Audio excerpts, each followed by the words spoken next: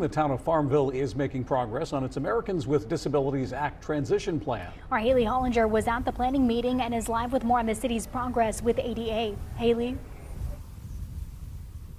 Yeah, Courtney, Dave, behind me is the Farmville Public Library, where town officials and residents just finished up with their annual planning meeting. They talked about what their ADA compliance looks like right now and what steps they'll be taking soon.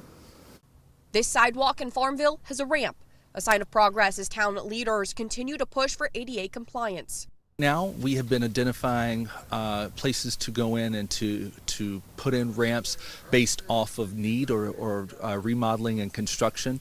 Any new ramps or sidewalks that are made must be made ADA compliant at this point.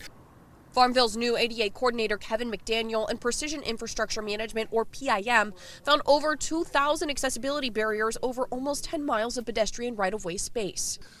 Some of the public buildings are really hard to get into. They don't have automatic doors.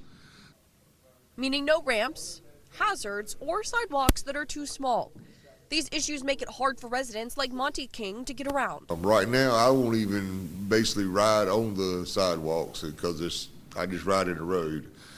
When I ordered this chair, I actually ordered it with lights and turn signals, which was about $5,000 extra just because I'm on the road and can't get in sidewalks. Monty says he's hopeful for the future as the town builds a plan to help. That will include sidewalks, ramps, but also any of the town-owned properties that we have, making sure that they're ADA compliant, as well as our website.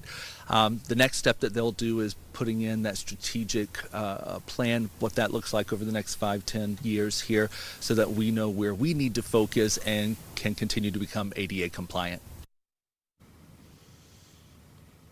And speaking of those town buildings, there are currently 271 things preventing accessibility across 6 of those town buildings alone, according to PIM, which is the company that is helping the town overcome these barriers with the physical inventory report. In Farmville, Haley Hollinger, WITN News. All right, thank you, Haley. Now, town officials say it's been a long time since Farmville has had an ADA coordinator or plan, if they ever had one at all. So this is a step in the right direction.